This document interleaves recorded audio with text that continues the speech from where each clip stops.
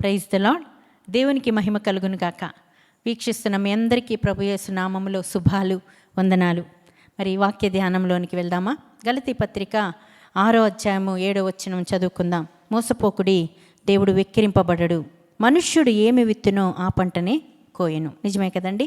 మనం ఏం విత్తుతామో అదే కోస్తాం. విత్తడం అంటే కేవలం డబ్బులే కాదు. విత్తనము అంటే మనం చేసే క్రియలు, మనలో ఉన్న మంచి క్రియలు, అవన్నీ విత్తనము అనగా మనము మంచి విత్తితే మంచిని కోస్తాం. మరి సోమరితనాన్ని విత్తితే మనకేమవుతుందో తెలుసా? బ్రతుకు దరిద్రం అయిపోతుంది. గర్వాన్ని విత్తితే మరి మనము నాశనములోనికి వెళ్ళిపోతాం. అందుకనే గర్వమునకు ముందు నాశనము నడుచును అని దేవుని వాక్యం సెలవిస్తుంది. మనము మంచిని విత్తాలండి. విత్తిన విత్తనము క్షేమముగా, మంచిదిగా, శ్రేష్టముగా ఉండాలి. ఒక విత్తనము భూమి మీద విత్తామనుకోండి, అది గోధుమ విత్తితే గోధుమే వస్తుంది, వరి పంట రాదు. ఒక జామ చెట్టు వేసి దానికి మామిడికాయలు కావాలి అంటే రావు. మనం చేసేది ఏ మంచిని విత్తుతామో అదే మంచిని కోస్తాం. చెడును విత్తి మంచిని కోద్దాం అనుకుంటామేమో, కొయ్యలేం. చెడ్డ మాటలు, చెడ్డ ప్రవర్తన, మరి గర్వము, ఇలాంటివన్నీ మనలో ఉండకూడనివన్నిటిని మనము ఎప్పటికప్పుడు విడిచిపెట్టాలి. వాటిని కానీ మనం విత్తామనుకోండి నాశనానికే వెళ్ళిపోతాం. యోబు అంటున్నారు కదా, యోబు గారు అంటున్నారు, నేను చూచినంత వరకు, 4వ అధ్యాయంలో వచ్చిన అంటది, ఆయన అంటున్నారు, నేను చూచినంత వరకు కీడు విత్తువాడు దానినే కొయ్యను. నిజమే, మనం కీడు విత్తితే కీడునే కోస్తాం. ఖచ్చితంగా మన హృదయాలకి తెలుస్తుంది ఏది మనం విత్తామో, దానికి ఏది రిజల్ట్ వచ్చిందో అనేది మనకు కనబడిపోతుంది. అందుకని దయను విత్తాలట. దయను విత్తితే దయని పొందుకుంటాం. మంచి పాట ఉంది కదా, దయగల వారిపై దయ చూపించును, కఠినుల ఎడల వికటము చూపును, గర్విష్ఠుల యొక్క గర్వముననచును, సార్వము నెరిగిన సర్వాధికారి. ఆయనకి సమస్తం తెలుసండి. ఆయనకి మనం పైకి నటించిన ఆయనకి అన్నీ తెలుసు. ఆయనేమి నా బిడ్డలు ఇలా ఉన్నారు, నా బిడ్డలు గొప్పోళ్ళు అనేమి ఆయన పొంగిపోడు. ఆయన ఏం వెక్కిరింపబడ్డు, నష్టం నీకే నాకే. మనలో దయ లేకపోయినా, కఠినమైన ప్రవర్తన మనలో ఉన్న, స్వార్థము మనలో ఉన్న, మనము ఏమి మంచి ఫలము కోయం.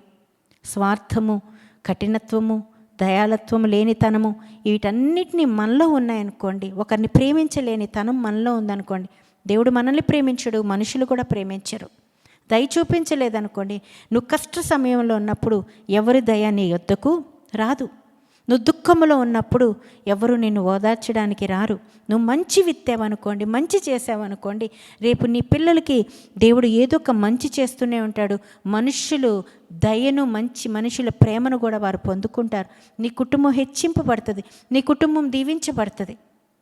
మనం విత్తే ప్రతి విత్తనము ఎలా ఉండాలంటే శ్రేష్టమైనదిగా ఉండాలి. మన భవిష్యత్తులో, మన బ్రతుకులో మనం విత్తే విత్తనము క్షేమముగా ఉండాలి, మంచిదిగా ఉండాలి, ప్రభు మెచ్చుకునేటట్లుగా ఉండాలి.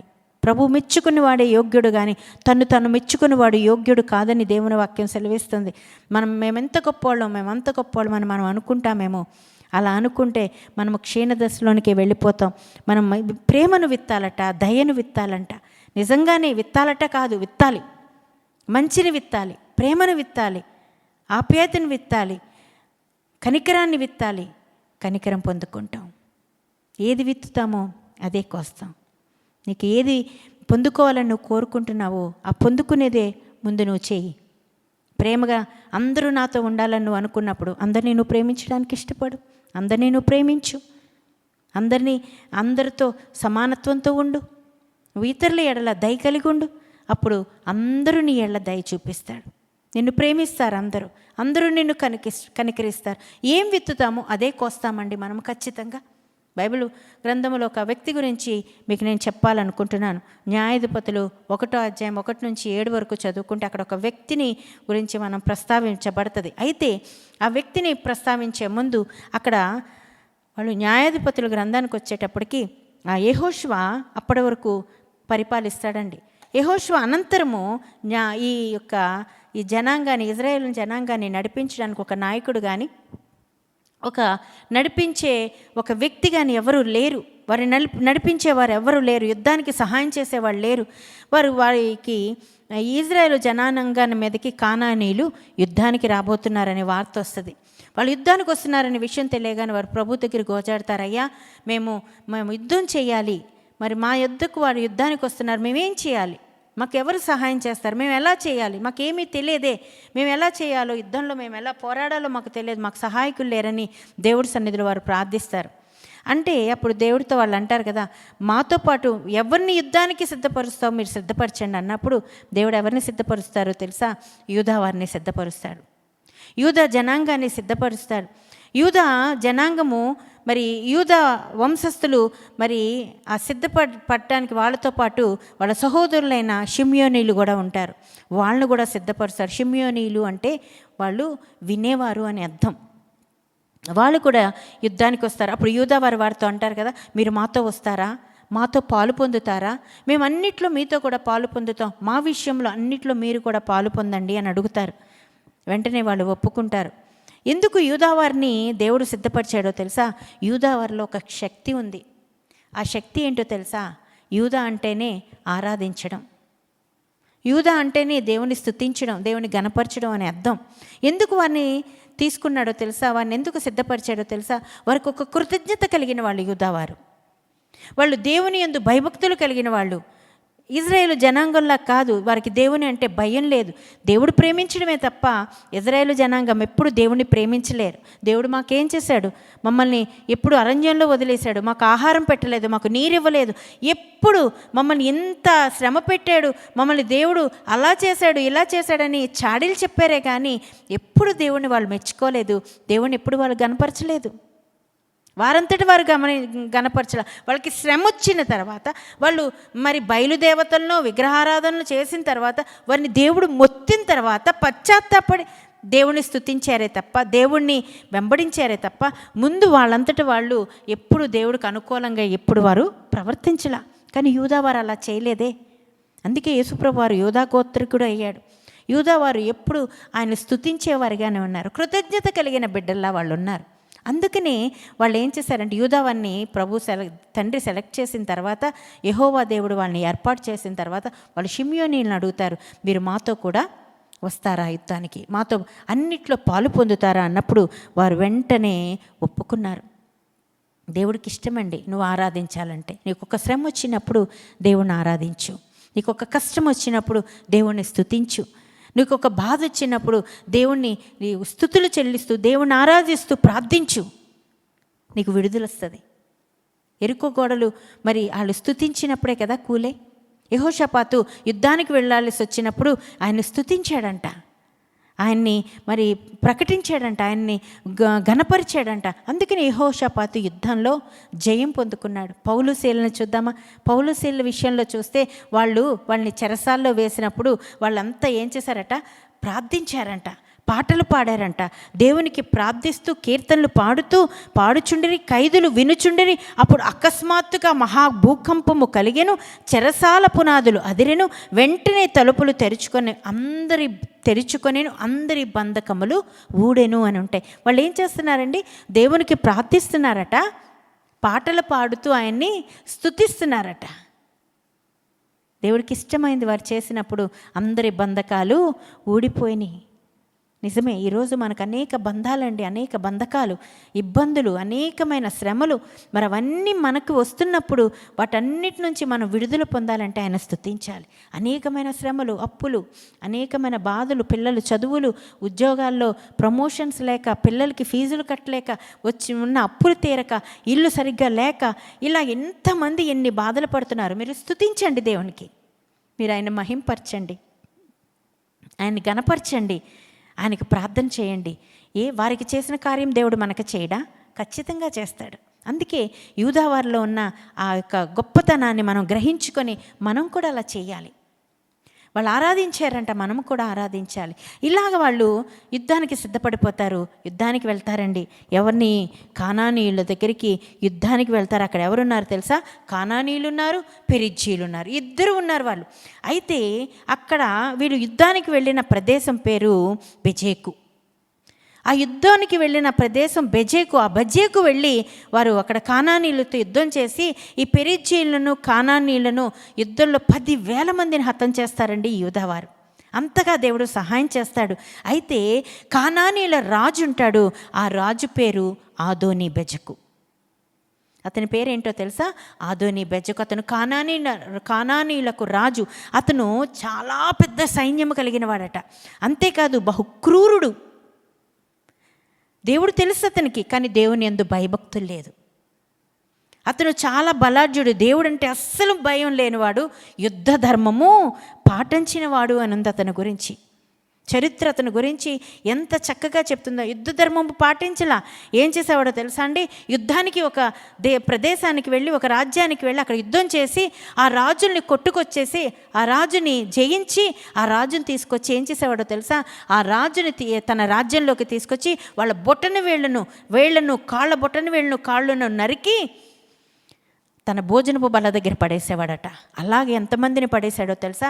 70 మంది రాజుల్ని 70 ప్రదేశాలకు వెళ్ళి ప్రదేశాలకు వెళ్ళి ఆ రాజుల్ని కొట్టి వాళ్ళని తీసుకొచ్చి తన బల్ల కింద భోజనపు బల్ల దగ్గర పడేసేవాడట. హింసించేవాడట, బాధ పెట్టేవాడంట. వాళ్ళ దగ్గరికి ముక్కలు వేసాడట ఆహారం తినడానికి. ఆకలితో ఆ రాజులు అల్లాడిపోతే ఆ ముక్కల కోసం ఒకరి మీద ఒకరు పడి పోట్లాడుకుంటూ, ఒకరి మీద ఒకరు పడి కొట్టుకుంటూ ఉంటే ఈ పైశాచిక ఆనందము అనుభవించేవాడట, సంబరపడిపోయేవాడట. ఆ రాజులందరూ అతని చేతిలో, అతని కాళ్ళ దగ్గర అలాగ కొట్టుకుంటుంటే సంబరపడిపోయేవాడటండి. ఎంత ఆనందమో చూడండి. రాజులకి ఎంత గౌరవం. వాళ్ళు మహారాజులుగా వారి దేశంలో ఒక వెలుగు వెలిగిన రాజుల్ని తీసుకొచ్చి ఎంత భయంకరంగా హింసించాడో చూడండి. అయితే యూదా వారు అక్కడికి వెళ్ళారు కదండి. బెజకు ప్రాంతానికి వెళ్ళినప్పుడు ఆ కానానీయులు 10,000 మందిని కొట్టిన తర్వాత బెజకులో ఉన్న ఈ యొక్క ఆదోనిని ఏం చేశారో తెలుసా? పట్టుకోవడానికి ప్రయత్నిస్తే తరుముతుంటే పారిపోతున్నాడంటండి. పారిపోయి తరుముతూ మొత్తానికి పట్టుకొని ఏం చేశారో తెలుసా? రాజుని తన చేతులను నరికి పడేశారటండి. బొటనవేళ్లను నరికేసి ఆ రాజుని యెరూషలేముకు తీసుకోవడానికి వెళ్ళిపోతుంటే ఏమంటున్నాడో తెలుసా? ఒక నోటి మాటతో అంటున్నాడు కదా.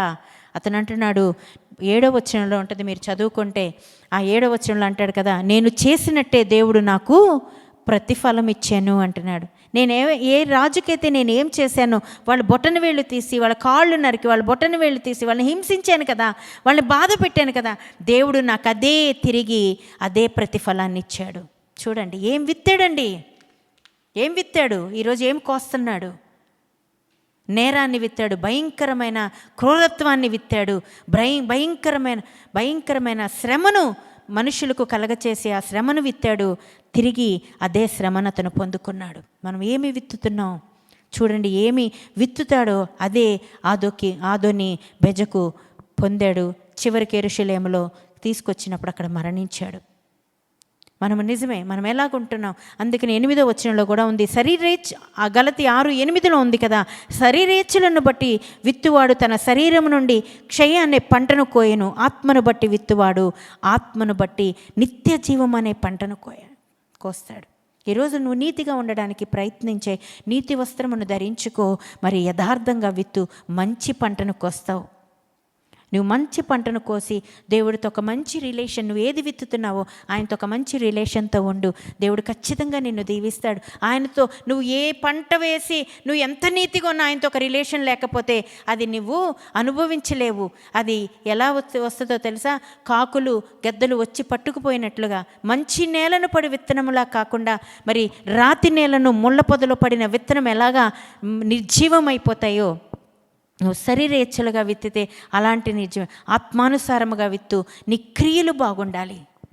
ఆత్మానుసారముగా నీ క్రియలు బాగుండాలి. నువ్వు ఆయనతో ఒక మంచి రిలేషన్తో నువ్వు ఏది విత్తుతావో నువ్వు అది పొందుకుంటావు. మరి దేవుని వాక్యం అంది కదా, దేవుని వాక్యం ఇంకొక మాట చూసుకుందాం. లేవికాండము 26:16 వచనంలో, మీరు విత్తిన విత్తనము మీకు వ్యర్థములగును, మీ శత్రువులు వాటి పంట తినివేయను. ఆయనతో రిలేషన్ లేదనుకోండి, నువ్వు ఏ పంట మంచిగా విత్తినా, ఆయనతో నువ్వు జీవించకపోతే, ఆయన రక్తంలో నువ్వు కడగబడకపోతే, బాప్తిజం అనేది లేకపోతే, ఆయనతో ఒక రిలేషన్ లేకపోతే, నువ్వు ఆయనతో అంటగట్టి లేకపోతే, ఈ యొక్క నువ్వు ఏ పంట వేసినా అదేమైపోతట, ఆ విత్తనము వ్యర్థమవుతుందట.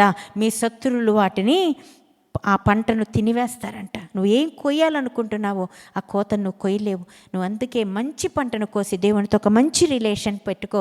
నువ్వు హ్యాపీగా నీ కుటుంబంతో క్షేమంగా ఉంటావు. నువ్వు క్రూరత్వము, దయలేనితనము, కఠినత్వము, ప్రేమ లేనితనము, ఇవన్నీ మంచితనము, ఇవన్నీ నీలో నాలో లేకపోతే మనం ఏమైపోతాం తెలుసా? ఆదోని బెజ్జకు అన్నట్లుగా మనము కూడా సాక్ష్యం చెప్పాల్సి వస్తుందేమో, మనము కూడా అనవలసి వస్తుందేమో. నేను ఏమైతే విత్తానో ఆ ఫలము వస్తున్నానని అనాల్సి వస్తుందేమో చచ్చిపోయే సమయానికి. అలా కాకుండా దేవుని సన్నిధిలో మంచిగా దేవునితో ఒక మంచి రిలేషన్తో మంచి పంటను వేద్దాం, మంచి పంటను కోద్దాం. మన కుటుంబాలు ఆశీర్వదింపబడునుగాక. దేవుడి మాటలు మీలో మాలో దేవుడు దీవించి ఆశీర్వదించునుగాక. చిన్న ప్రార్థన. అయ్యా, విత్తిన విత్తనము మంచిదై మీతో ఒక మంచి సంబంధము కలిగి నాన్న ఎప్పుడు మిమ్మల్ని విడిచిపెట్టకుండా, శరీరేచ్ఛలకు లోబడకుండా ఆత్మానుసారమైన జీవితము జీవిస్తూ మేము వేసిన పంట ఫలించులాగా మమ్మల్ని అందరినీ దీవించి ఆశీర్వదించమని ప్రియరక్షకుడైన యేసుక్రీస్తు నామములో మిక్కిలి వినయంతో బ్రతమాలు వేడుకొంచు పొందుకొంచున్నాము తండ్రి. Amen. God bless you all. Thank you very much.